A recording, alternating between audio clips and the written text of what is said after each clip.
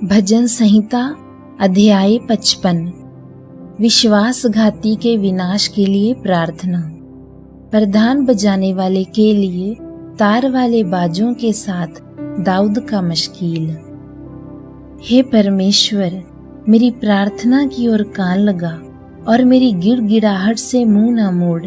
मेरी ओर ध्यान देकर मुझे उत्तर दे। मैं चिंता के मारे छटपटाता हूँ और व्याकुल रहता हूँ, क्योंकि मेरे शत्रु कोलाहल कर रहे हैं, क्योंकि दुष्ट अत्याचार कर रहे हैं, क्योंकि वे मुझ पर दोषारोपण करते हैं और क्रोध में आकर मुझे सताते हैं। मेरा हृदय भीतर ही भीतर संकट में है और मृत्यु के आतंक मुझ में समा गए हैं। भय और कंपकंपी ने मुझे पकड़ लिया है और आतंक के कारण मेरे रोए रोए खड़े हो गए हैं।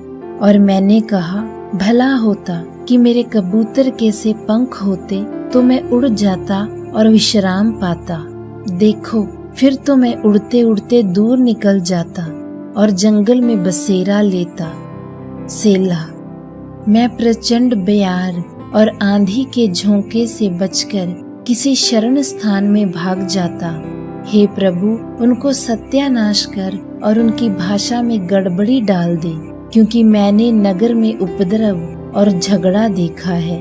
रात दिन वे उसकी शहरपनाह पर चढ़कर चारों ओर घूमते हैं और उसके भीतर दुष्टता और उत्पात होता है। उसके भीतर दुष्टता ने बसेरा डाला है और धोखा और छल कपट उसके चौक से दूर नहीं होते, क्योंकि वह मेरी निंदा करता है। वह शत्रु नहीं था, नहीं तो मैं उसको सह लेता। जो मेरे विरुद्ध बड़ाई मारता है वह मेरा बैरी नहीं है, नहीं तो मैं उससे छिप जाता। परंतु ये तो तू ही था जो मेरी बराबरी का मनुष्य, मेरा मार्गदर्शक और मेरी जान पहचान का था। हम दोनों आपस में कैसी मीठी मीठी बातें करते थे। हम भीड़ के साथ परमेश्वर के भवन को जाते थे।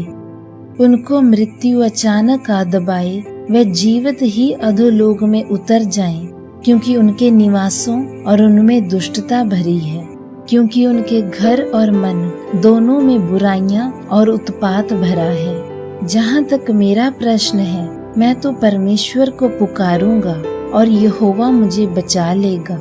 संध्या बेला और भोर को और दोपहर को तीनों पहर में प्रार्थना करूंगा और जोर से रोऊंगा, और वह मेरी वाणी सुन लेगा। जो लड़ाई मेरे विरुद्ध मची थी, उससे उसने मुझे शांति पूर्वक बचा लिया है। उन्होंने तो बहुतों को संग लेकर मेरा सामना किया था। परमेश्वर जो आदि से सिंहासन पर विराजमान है, ये सुनकर उनको उत्तर देगा। सेला। क्योंकि ये वे हैं जिनमें कोई परिवर्तन नहीं, इसीलिए उनमें परमेश्वर का भय है ही नहीं। उसने अपने मेल रखने वालों पर भी हाथ छोड़ा है।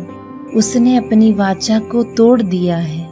उसके मुंह की बातें तो मक्खन से भी चिकनी थीं, परंतु उसके हृदय में लड़ाई की बातें थीं।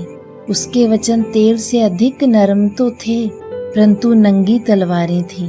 अपना बोझ यहोवा पर डाल दे और वह तुझे संभालेगा। वह धर्मी को कभी टलने न देगा। परंतु हे परमेश्वर, तू उन लोगों को विनाश के गड्ढे में गिरा देगा। हत्यारे और छली मनुष्य अपनी आधी आयु तक भी जीवित न रहेंगे, परंतु मैं तुझ पर भरोसा रखे रहूंगा।